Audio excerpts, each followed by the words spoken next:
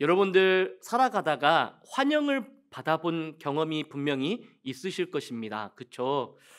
예를 들어서 명절이 되어지면 오랫동안 만나지 못했던 부모님이나 또 친인척들을 만날 때에 우리가 그 고향으로 가거나 또한 그분들이 있는 곳으로 갈 때에 그분들이 우리를 맞이하기 위해서 마중하여 나오신다라면 우리가 때로는 마음속에 부담이 되어지고 또 그렇게까지 하지 않아도 되는데 이런 마음도 있지만 또 한편의 마음에는 기쁨이 있고 감사가 되어집니다.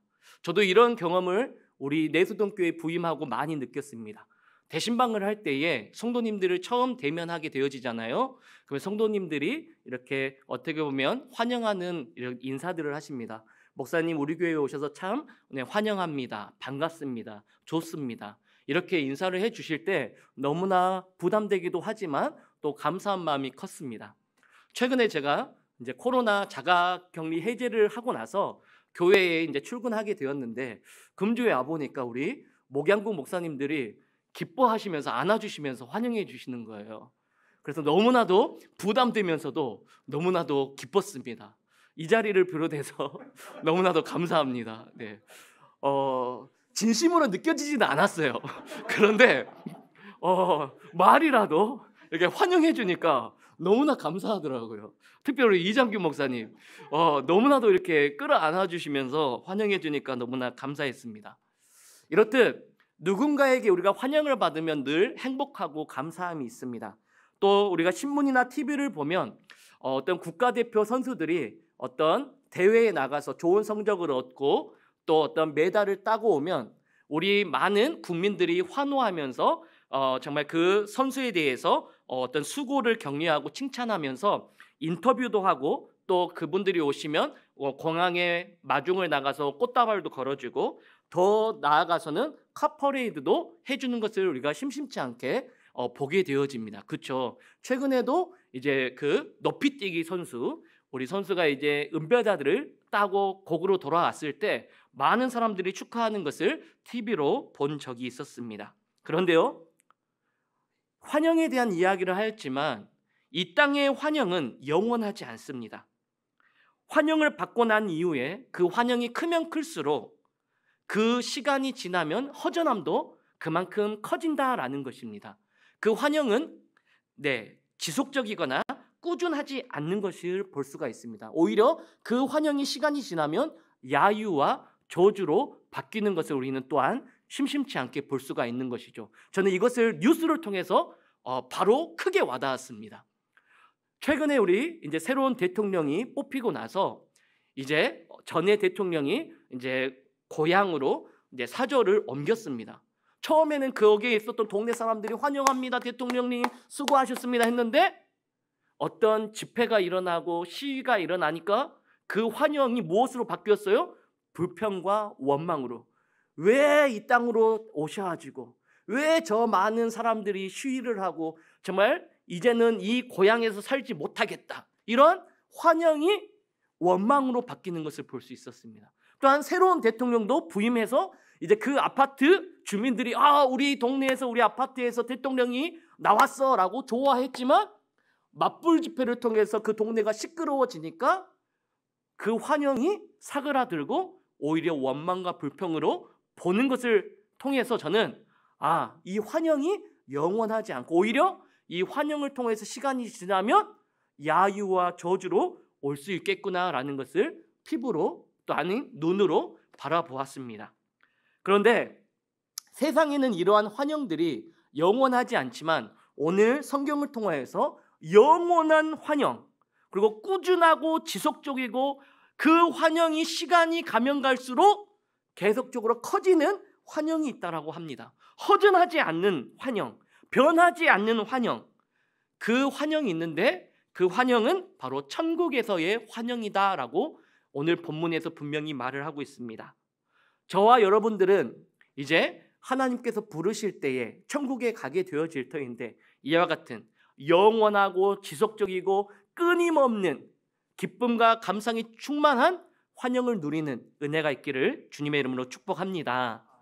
오늘 본문을 보시면 스데반이 순교당하는 장면이 자세히 기록되어져 있습니다. 그런데요, 스데반이 순교당할 때에 잠깐 하늘문이 열리면서 천국에 대한 모습이 묘사되어지고 있습니다. 그 구절이 짧게 56절에 기록되어지고 있는데요, 우리 함께 말씀을 읽어보겠습니다. 시작.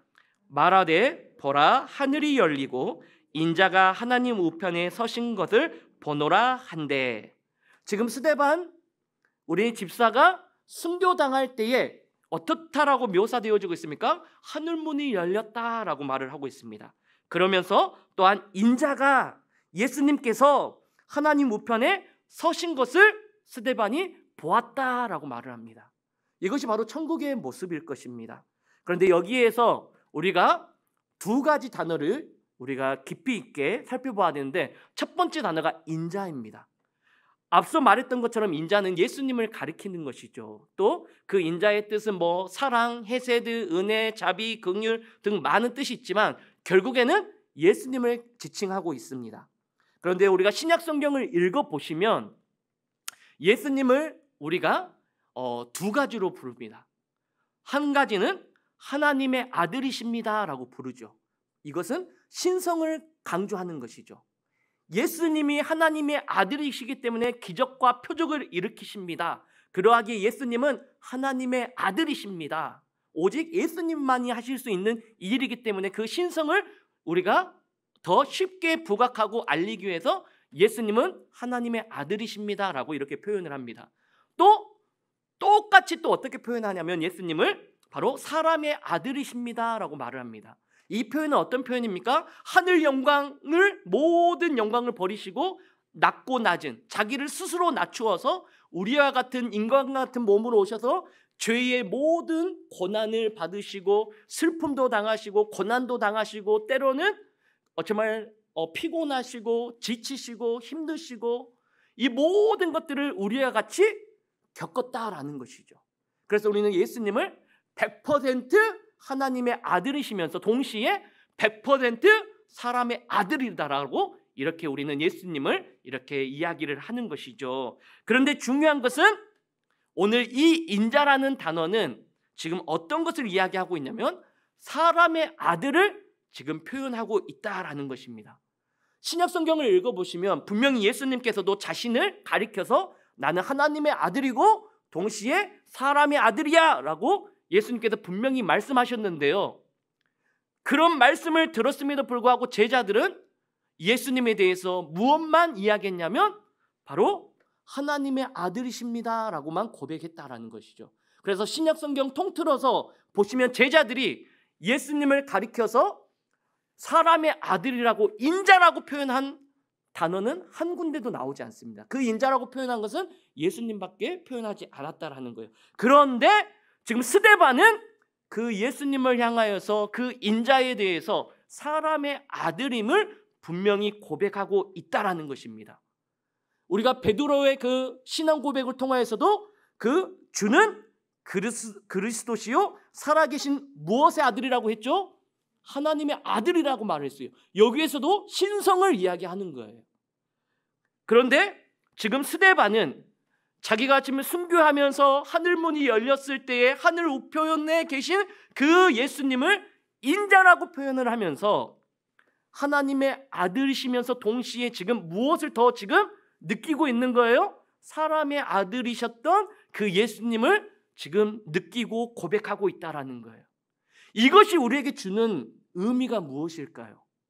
그것은 무엇이냐면 완벽하신 하나님의 아들이신 그분께서 우리의 죄를 위하여서 십자가에 달려 죽으시고 부활 승천하시어서 완벽한 하나님의 아들로서 하나님의 우편에 앉아 계시지만 지금 하늘의 문이 열리고 나서 스데반이 지금 무엇을 당하고 있어요? 순교를 당하고 있어요. 순교를 당할 때 기쁘고 행복하고 즐겁겠습니까? 아니죠. 반대죠. 아프고 너무나 두렵고 무섭고 힘들고 지쳐 있는데 지금 하늘문이 열리면서 하나님의 아들이신 그 신성을 강조하는 그 주님이 보였다라고 하면 스데반 같은 경우 여러분들 같으면 큰 위로가 되지 않았을 거예요. 왜요? 그분은 하나님의 아들이시기 때문에 그분은 권능이 많으시기 때문에 지금 내가 순교당하고 있고 내가 고통당하고 있는데 그분이 나타난다면 나와는 크게 어떠한 위로보다는 하나님은 하나님이시고 나는 지금 고통당하고 있는 한낱 연약한 인간입니다라고 정말 하나님이 크게 보이지 않았을 거예요. 그런데 지금 순교당하고 있는 입장에서 너무나도 고통스러운 이 좌절하고 있는 그 순간에서 내가 다 알아. 너가 지금 순교당하면서 아프고 매맞고 죽을 것 같은 그 고통이 내가 스스로 나를 낮추면서 너희들을 위하여서 이 땅에 왔을 때 내가 모난 고통을 당하면서 내가 채찍을 맞으면서 조롱을 받으면서 많은 고난을 받으면서 내가 십자가에 달려 죽었을 때 그 너가 당했던 그 고난 나도 받았어. 그런데 지금 스데반이 순교하면서 지금 누구를 바라보는 거예요? 그 하나님의 아들이시면서 동시에 사람의 아들로 이 땅에 오신 그 예수님을 보이는 거예요. 스데반 입장에서 얼마나 위로가 되어지고 얼마나 힘이 되어지고 그 순교를 끝까지 당하면서도 그 주님을 의지할 수 있었겠습니까? 그것을 지금 우리에게 말씀하신다라는 것입니다. 때로는 우리가 신앙생활할 때 이렇게 느낄 때도 많이 있잖아요. 우리가 고난당하거나 또 어려움을 당하면 하나님 내가 기도하고 있잖아요. 하나님 제발 좀 도와주세요. 지금 내가 너무 힘들고 어려워요. 그런데 하나님이 너무 크게 보이지만 너무 멀리 있는 것처럼 느껴져요. 왜요? 하나님은 너무 높으신 분이시고 내 고난과는 너무나도 괴리가 있는 것 같고 멀리 계신 분처럼 느끼기 때문에 아무리 하나님이 함께 하신다고 하지만 나는 지금 너무나 힘들고 혼자 외톨이처럼 느껴질 때가 있다라는 것이에요. 그런데 분명히 이 스데반 순교를 통하여서 주님께서 스데반에게 보이시면서 아니야, 나는 모든 권능을 가진 하나님의 아들이면서 동시에 너가 겪었던 그 고난 나도 알아. 너가 겪었던 그 슬픔 나도 알아. 너가 겪었던 그 어려움 나도 알아. 왜? 내가 했기 때문에. 그러니 힘들어하지 마. 끝까지 나만 바라봐 라면서 지금 순교하는 스데반을 지금 하나님께서 나타나셔서 지금 위로하시면서 은혜 주시면서 끝까지 바라볼 수 있는 힘을 주시고 있다라는 것입니다. 사랑하는 성도 여러분, 이것이 우리에게 얼마나 위안이 되고 힘이 되어지십니까? 우리가 기도할 때, 우리가 신앙생활할 때, 또 세상을 살아가다 보면 하나님을 믿고 있음에도 불구하고 하나님이 너무 멀리 있는 것처럼 느껴지고 하나님께서는 내 삶 가운데 정말 개입하시고 간섭하시고 하나님께서 내 삶을 인도하시는가? 때로는 회의적이고 느껴지지 않을 때 우리는 더 쉽게 좌절할 수 있는데 오늘 이 짧은 이 구절을 통하여서 인자라는 그 예수님, 사람의 아들로 오신 그 예수님께서는 지금 하나님의 우편에 앉아 계심에도 불구하고 여전히 나에게 관심이 있고 나와 함께 하시고 나의 그 모든 상황들을 아시며 그 무엇보다도 내 고통을 알고 계신다라는 것이 우리에게 힘이 될 줄 믿습니다. 그러므로 어떤 순간에도 포기하거나 낙심하거나 좌절하지 마시고 그 모든 것들을 겪었던 우리 주님만을 바라보는 우리 성도님들이 되어지기를 주님의 이름으로 축복합니다. 서두에 제가 찬양을 부르면서 너무나 은혜스러웠던 것이 무엇이었냐면 우리 주만 바라볼지라 어떤 순간에서도 주님께서 나를 향해서 귀를 기울이신다라는 그 말씀이 꽂혀버렸어요. 너무나 은혜가 되는 거예요. 여러분들도 그와 같은 하나님의 위로하심과 하나님께서 말씀하여 주시는 그 은혜가 여러분들의 마음 가운데 꽂히시기를 주님의 이름으로 축복합니다. 그러면서 두 번째로 그 하늘문이 열렸을 때 그 인자라는 단어도 중요하지만 두 번째 단어는 어떤 단어가 중요하냐면 56절 말씀에 보시면 서신 것을 보노라 한데라고 말을 합니다. 여기에서 서셨다라는 것이 중요합니다. 왜 그렇습니까? 우리가 예수님께서 이제 부활 승천하셔서 하나님의 우편에 어떻게 표현하고 있죠? 앉으셨다라고 말을 하고 있어요. 그런데 지금 스데반에게 있어서는 그 예수님께서 하나님의 우편에 앉아 계셨다가 지금 어떤 모습을 바라보고 있어요? 서신 것을 보고 있다라는 거예요. 그래서 유명한 신학자 벵겔이라는 사람은 이 부분을 어떻게 해석하냐면 예수님께서 스데반이 순교하면서 너무나도 고맙고 너무나도 감사해서 앉아있다가 벌떡 일어서서 천국에 오는 스데반을 환영했다라고 이렇게 표현하고 있다라는 것입니다. 원래 하나님의 우편에 앉아 있다라는 것은 예수님의 그 속죄의 사역을 마치셨다라고 하면서 이제 예수님께서 앉으셨다라고 신학적으로 표현을 하는데, 그 모든 사역을 마치시고 이제 쉬고 계시는데 스데반이 순교를 하는 거예요. 주님께서 그 모습을 보시고 천국에 오는 스데반을 향하여서 가만 앉아 있지를 못한 거예요. 벌떡 일어서서 맞이하러 가는 거예요.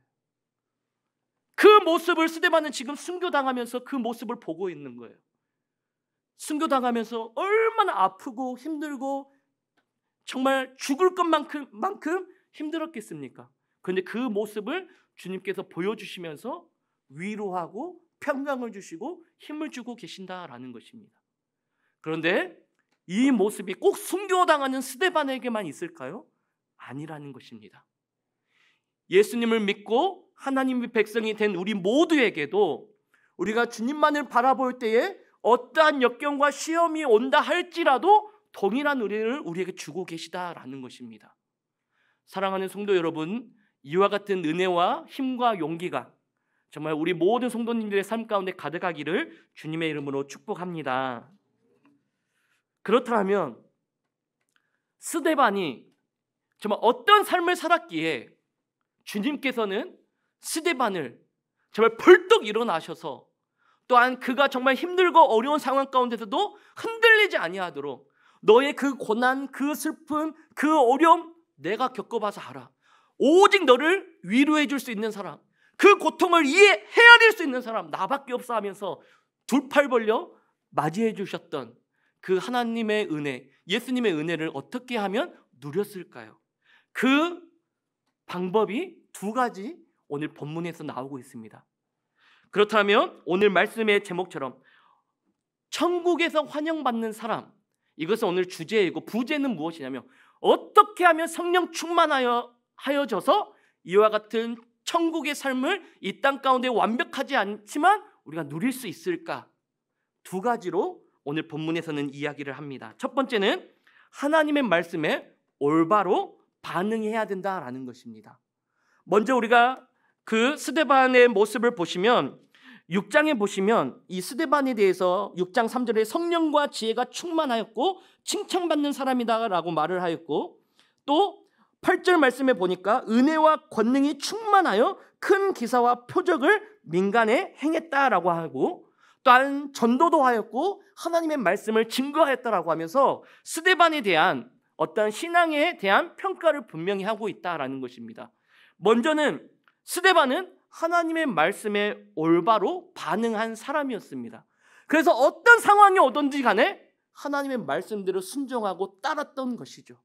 그랬더니 예수님께서 이와 같은 환영하는 믿음의 사람이 되었던 것입니다. 그런데 저는 지금 스데반 이야기를 하려고 한 것이 아닙니다.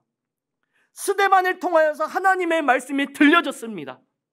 그런데 그 말씀의 반응이 스데반처럼 완전하게 다른 사람이 있었던 것이죠. 그 사람이 누구입니까? 스데반을 돌로 쳤던 바로 산헤드린 사람들입니다. 이 산헤드린이라는 것은 이스라엘의 지도자이고 회당의 지도자들이었습니다. 율법으로는 정통한 사람들이었고 정말 구약 성경을 줄줄 외우는 사람들이었습니다. 그런데 그 사람들이 지금 스데반을 돌로 쳤습니다. 구약 성경을 알 뿐만 아니라 스데반의 말씀을, 하나님의 말씀을 받아들였어요. 그들의 반응을 볼까요? 하나님의 말씀을 받았습니다. 그런데 54절 말씀 볼까요? 우리 함께 읽어보겠습니다. 시작. 그들이 이 말을 듣고 마음에 찔려 그를 향하여 이를 갈거늘. 여기서 중요한 단어가 있습니다. 바로 찔렸다. 헬라어로 디에프리온토라는 단어입니다. 이것을 헬라어로 직역해보면 화살이 관역에 정확하게 꽂혔다라는 것입니다. 우리가 정말 말씀의 어떤 은혜를 받잖아요. 찔림을 받았잖아요. 그 뜻이 쉽게 말하면 화살을 쏘았는데, 예전에 우리가 그 양궁 선수들이 보면 관역에 그 카메라까지 정확하게 꿰뚫는, 정말 가운데 정확하게 꽂혀지는 그것을 마음에 찔렸다라고 지금 표현하고 있는데, 중요한 것은 스데반이 하나님의 말씀을 전했습니다. 그런데 산헤드린 사람들도 그 말씀에 찔림을 받았어요. 하나님의 말씀이 그들의 마음에 정말 정확하게 꽂혔다라는 거예요. 그런데 어떤 반응입니까? 보통 그렇게 찔림을 받았다라고 하면, 정확하게 그 마음의 관역에 정확하게 받았다라고 하면 변화되어야지 하고, 또한 놀라워져야 되고, 어떻게 하면 하나님의 말씀대로 내가 회개하고 돌이킬까 해야 되는데 오히려 이를 갈고 있다라는 것입니다. 이것을 통해서 우리에게 분명히 알 수 있는 것은, 하나님의 말씀을 똑같이 들어도 어떤 사람은 하나님의 말씀에 반응하여서 회개하고 돌이키는 사람이 있고, 반면에 어떤 사람은 나와 저 말씀은 상관없어, 목사님 왜 저런 말씀하시지? 나는 그렇게 살아가고 있는데 꼭 그렇게 살아가야 되나? 불평하고 원망하는 사람이 있다라는 것입니다. 이것을 분명히 이야기하는 거예요. 그러면서 지금 우리에게 이 말씀을 하시는 것은, 하나님의 말씀이 우리의 마음에 찔렀다 하더라도 그 다음에 우리가 어떻게 반응하는 것이 더 중요함을 지금 이야기하게 하는 것입니다.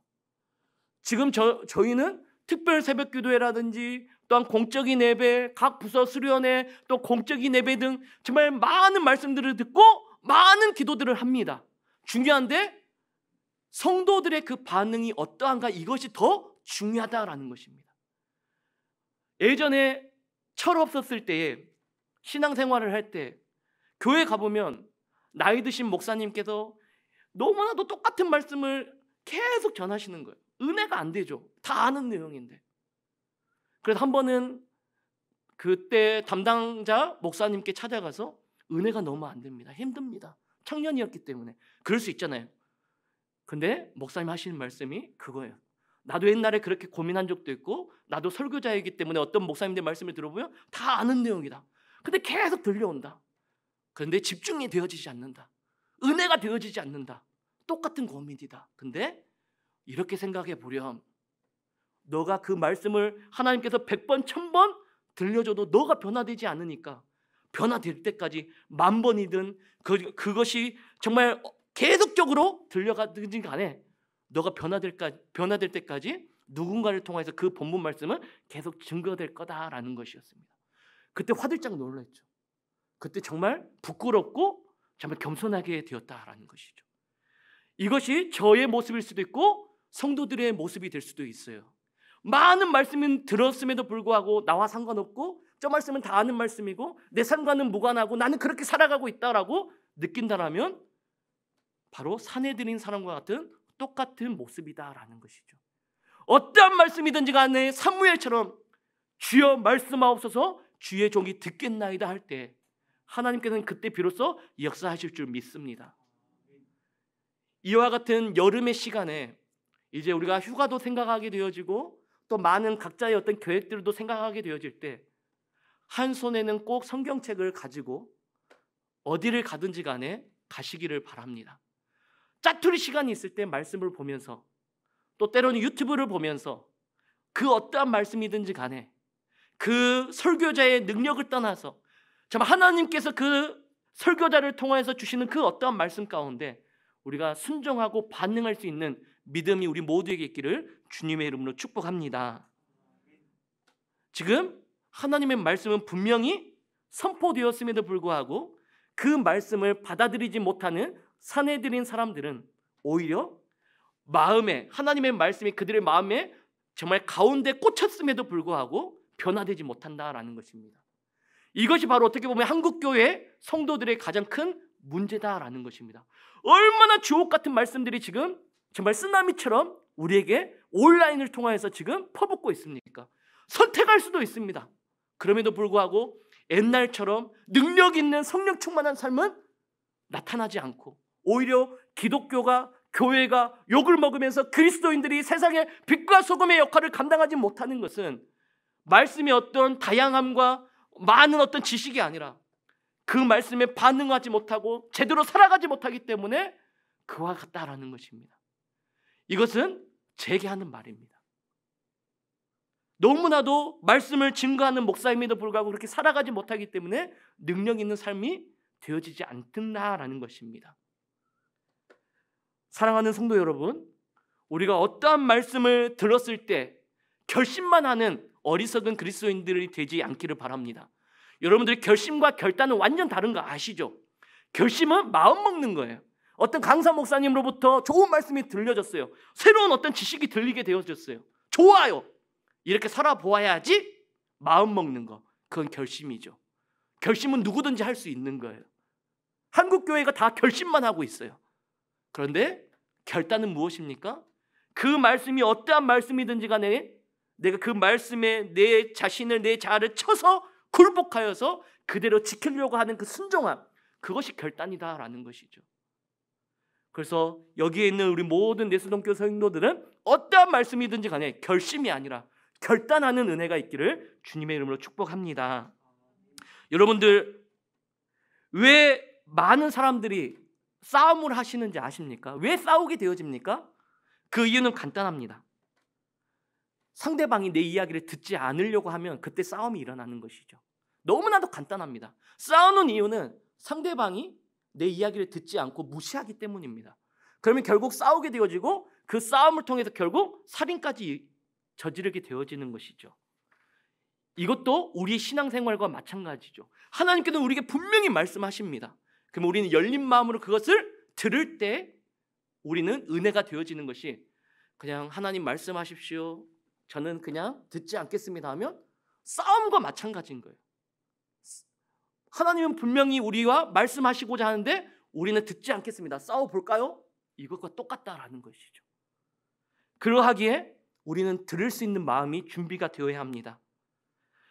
오늘 똑같은 맥락 가운데 앞으로 성경을 보시면 사도행전 2장 37절 가운데 지금 7장에는 스데반의 설교가 나오고 있고 2장에는 베드로의 설교가 나오고 있는데 여기 2장 37절에서도 똑같은 단어가 나옵니다. 찔려라고 나옵니다. 거기에 베드로 설교를 들었던 사람들의 어떤 사람들이었습니까? 일반 유대인들이었습니다. 그런데 그 베드로의 설교는 그냥 이렇게 요약할 수가 있습니다. 예수를 십자가에 못 박힌 사람들은 바로 너다라는 거예요. 찔림을 받았습니다. 정확하게 하나님의 말씀이 그 유대인들의 마음에 꽂혀버린 거예요. 그러니까 어떤 반응이 일어났습니까? 맞습니다. 옳습니다. 내가 예수님을 죽였습니다. 이런 반응이 일어나 버립니다. 그러면서 어떤 반응이 일어납니까? 형제들아 우리가 어찌할꼬라는 반응이 일어납니다. 사도행전 2장에 분명한 똑같은 말씀 베드로를 통하여서 전하였고 또 오늘 본문을 통하여서 7장 스데반의 설교가 나오는데 하나님의 말씀이 동시에 똑같이 들어갔음에도 불구하고 그 베드로가 능력이 있어서가 아니라 그 말씀을 받는 사람들의 그 태도가 그 말씀이 있는 그대로 받아들이니까 성령의 역사가 일어나서 그 세례를 받고 구원받는 자가 3,000명이 넘더라고 분명히 이야기를 하고 있습니다. 그런데 오늘 그 스데반 집사가 설교를 함에도 불구하고 그 사내들인 사람들, 성경에 정통하였고 날마다 거룩한 삶을 살아감에도 불구하고 그 말씀에 대해서 찔림은 받았지만 반응하지 않으니까 오히려 스데반을 죽이려고 하는 그러한 어리석은 짓을 하고 있다는 것입니다. 이 모습이 바로 우리의 모습이 될 수 있다는 것입니다. 이와 같은 상황이라면 우리는 어떤 것을 선택해야 됩니까? 어떤 말씀이라도 내가 받아들일 수 있는 준비된 모습을 우리는 가져야 된다는 것입니다. 그래서 탈무드에 보시면 세 가지 사람의 분류의 사람이 나옵니다. 이것을 항아리 비유를 통해서 나오는데 어떤 사람이 이 항아리 비유에 보면 거꾸로 된 항아리의 사람으로 이렇게 비유가 되어지고 있습니다. 항아리가 이렇게 생겨야 되잖아요. 그러면 어떤 물을 담을 때도 이렇게 담으면 가득 채울 수가 있는데 항아리가 반대로 되었다라고 생각해 보십시오. 하나님께서 정말 많은 은혜를 퍼부어주고 계시는데 담을 수 있습니까? 없습니까? 없다라는 거예요. 아무 소용이 없다라는 것입니다. 두 번째로는 방향은 똑바로 되어져 있어요. 탈무드에 보면 인간은 이런 세 가지 사람으로 되어 있다는데 두 번째 사람은 방향은 딱 잘 되어져 있어요. 그런데 그 항아리 안에 오물로 가득 차 있다라는 거예요. 아무리 하나님께서 은혜를 쏟아 부어준들 끝까지 정화시킬 수는 없잖아요. 이것도 아무 소용이 없는 거예요. 반대로 세 번째 그림은 방향도 맞고 아무것도 그 안에 담겨 있지 않아요. 깨끗한 항아리예요. 하나님께서 은혜를 쏟아주시면 가득 채울 수 있다라는 것이죠. 이것을 통하여서 탈무드를 통하여서 우리에게 주는 교훈이 무엇입니까? 하나님의 말씀을 받아들일 때는 빈 마음, 바로 상하고 사모하고 받아들일 수 있는 준비된 마음, 이 마음을 가지고 주님 앞에 나올 때에 은혜를 받을 수 있다라고 우리에게 분명히 말을 하고 있습니다. 은혜 받는다라는 거, 어떤 지식을 알고 어떤 기분으로 알고 그래 좋은 말씀으로 아는 것으로 끝나면 그것은 말 그대로 결심인 것이고, 너무나도 지겹게 들었던 말씀이라도, 내가 너무나도 잘하는 말씀이라도 이 말씀 가지고 내가 한번 결단해 보겠어, 내가 변화해 보겠어 라는 의지를 가지고 주님을 바라보는 자에게는 그 작은 말씀이 그 작은 말씀을 통해서 그 사람을 크게 변화시킨다는 것을 이 탈무드를 통해서 우리에게 주는 교훈이다라는 것입니다. 사랑하는 성도 여러분, 앞으로도 계속적인 여러분들을 향하여서 많은 어떤 예배와 말씀과 기도의 시간들과 훈련의 시간들이 있을 것입니다. 그때마다 우리가 하나님 앞에 기도할 것은, 주님, 교만하지 않게 하여 주십시오. 어떠한 하나님의 말씀이라도 받아들일 수 있는 사모함을 갖고, 내가 아는 말씀이라 할지라도 내가 그렇게 살아가지 않으니까 주님께서 주신 말씀이는지 알고 내가 받아들이겠습니다. 이런 말씀으로 주님을 대하는 저와 여러분들이 되어지기를 바랍니다. 스데반은 순교를 할 수 있었던 이유는 그가 집사가 되어서 뿐만 아니라 그의 삶 가운데 늘 하나님의 말씀에 올바로 순종할 수 있고 받아들일 수 있고 반응할 수 있는 태도가 있었기에 지금 이와 같은 순교의 시간이 찾아왔어도 흔들리지 아니하고 담대히 주의 말씀을 증거하면서 주님으로부터 이와 같은 환영을 받을 수 있었다라는 것입니다. 사랑하는 성도 여러분, 하나님의 말씀은 크고 낮은 것은 없잖아요. 내가 비록 작은 하나님의 말씀을 지킨 것과 정말 어떤 사람들이 봤을 때 더 그게 크게 느껴지는 하나님의 계명이라고 할지라도 주님께서는 똑같이 칭찬하실 줄 믿으시기를 바랍니다. 중요한 것은 내가 결단하고 바꾸려고 하느냐, 아니면 아무리 내가 아는 말씀이 많다 하더라도 그 말씀에 대해서 그냥 좋은 것으로, 좋은 기분으로 아는 것으로 끝나느냐. 이 차이가 아무 차이가 아닌 것 같지만 우리의 신앙 가운데 너무나도 큰 변화와 은혜로 결론이 나아진다는 것을 믿으시기를 바랍니다. 베드로가 설교해서 그 많은 3,000명이 변화받았던 것처럼 우리 또한 사내들인 사람들처럼 어떤 성경적인 지식도 많이 알고 있고 마음의 찔림을 받아서 그게 옳은 말씀인지 알지만 나는 결단하기 싫어. 그렇게 되면 나에게 손해를 봐야 되고, 그렇게 되어지면 나는 의지가 약해서 그렇게 살아갈 수가 없기 때문에 나는 하지 않을 거야 라고 합리화한다면 우리는 주님으로부터 인정과 칭찬받지 못하는 어리석인 그리스도인이 될 수밖에 없다라는 것을 기억하시기를 바랍니다. 특별 새벽 기도를 통하여서 교회에서 우리가 한번 해봅시다 하고 어떤 구역을 위한 또한 40일 작정 기도 카드를 많이 나눠드렸어요. 아직 40일에 대한 것은 아직 포기하지 않고 하시는 분들도 많이 있을 거예요. 근데 구역 부흥을 위해서 우리 구역 중심으로 우리가 한 일주일 동안 해봅시다 라고 했는데, 그 일주일 동안 그 많은 성도님들에게도 똑같이 전해주었지만 우리가 교구에서 취합해 보니까 그 많은 성도들 가운데 그 일주일 동안 기도한 숫자는 얼마나 될까요? 물론 겸손하셔서 했음에도 불구하고 제출하지 않는 사람들이 더 많을 거라 생각되어집니다. 그런데요, 안 그래요. 제출한 사람들이 크게 많이 없어요. 그게 맨날 해왔었잖아요. 이번에 저는 그냥 겸손해서 내지 않았습니다. 등등. 또한 어떤 이벤트라고 생각하지는 않습니다. 성도들이 어떻게 하면 자발적으로 그와 같은 어떤 기도회라든지 어떤 말씀 사경회라든지 어떤 훈련에 동참하기 위한 최소한의 어떤 도구가 될 수 있는 것들을 교회에서 활용하려고 하는데 성도들은 거기에 대해서 관심이 없습니다.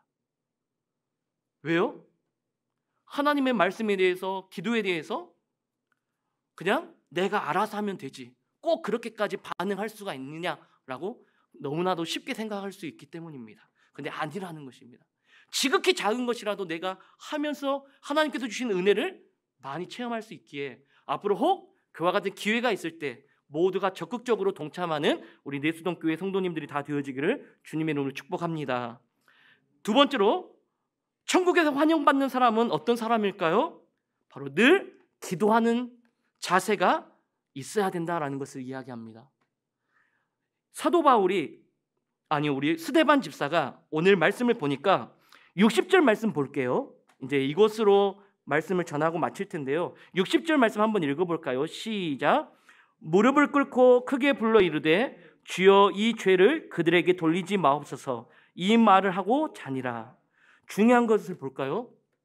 지금 스데반이 순교하기 전에 기도하고 돌을 맞아 죽었을까요? 아니면 돌을 맞고 죽기 전에 기도했을까요? 오늘 분명히 이렇게 이야기합니다. 지금 어떻게 이야기를 하고 있습니까? 58절 말씀에 우리가 보니까 57절 말씀 보니까 그들이 큰 소리로 지르며 귀를 막고 일제히 그에게 달려들어 성 밖으로 내치고 돌로 칠세. 증인들이 옷을 벗어 사울이라 하는 청년의 발 앞에 두니라. 그들이 돌로 스데반을 치니 스데반이 부르짖어 이르되 주 예수여 네 영혼을 받으시옵소서 하고 거의 순교하기 직전에 죽기 직전에 무릎을 꿇었다라는 것은 부르짖었다라는 거 무엇을 했다라는 거예요? 기도했다라는 거예요. 여러분들 건강이 좋을 때 컨디션이 좋을 때 기도할 수 있는 것이지 지금 순교하기 직전 너무나도 많은 매를 맞고 돌로 쳐 죽임을 받아서 지금 너무나도 온전한 정신이 아닌데 무릎을 꿇을 수 있습니까? 없다라는 거예요. 이렇게 될 수 있었던 이유는 한 가지밖에 없습니다. 스데반은 늘 기도했던 사람이기 때문입니다. 어떤 상황이든지 간에 무릎 꿇고 기도할 줄 아는 사람이었어요. 스데반은 지금 마지막으로 이렇게 고백하는 거예요. 내가 죽기 전에 주님 앞에서 내가 얻어맞는 모습보다는 내가 얻어맞으면서까지 끝까지 무릎 꿇고 주님을 향해서 내가 기도하는 모습으로 죽고 싶다.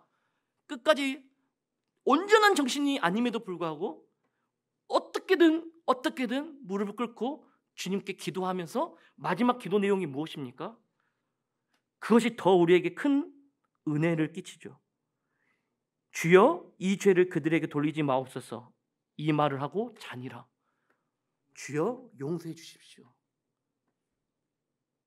이렇게 할 수 있었던 이유가 그 사람 스데반이라는 사람도 우리와 똑같은 성경을 가진 사람이고 육체적인 한계가 있는 사람이고 정신적인 한계가 있는 사람임에도 불구하고 이렇게 할 수 있었던 이유는 비결은 그가 늘 기도해왔던 사람이다라는 것이었습니다.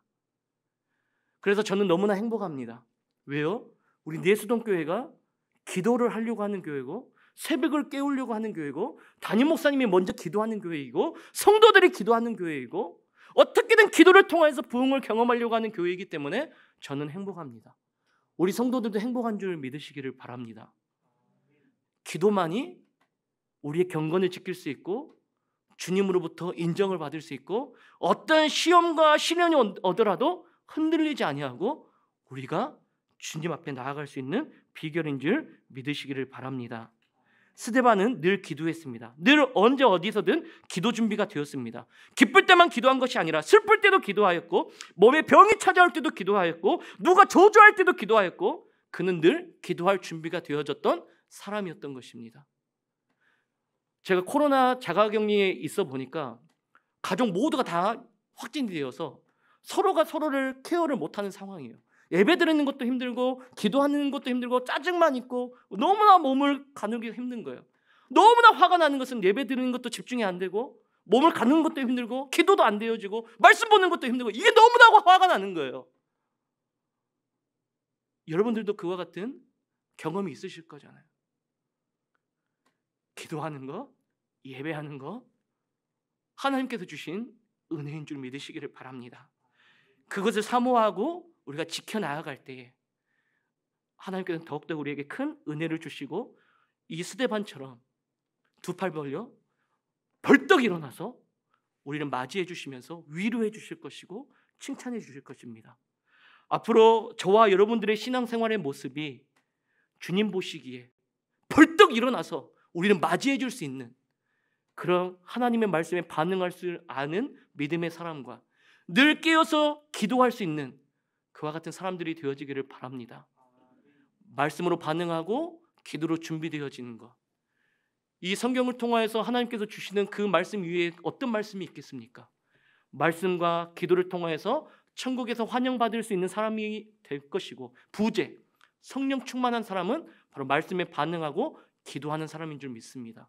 그 사람이 바로 천국을 맛보아 누리며 경험하는 사람일 것입니다. 우리 모두가 성령 충만하여서 이와 같은 은혜를 누리는 복된 인생이 되어지기를 주님의 이름으로 축복합니다.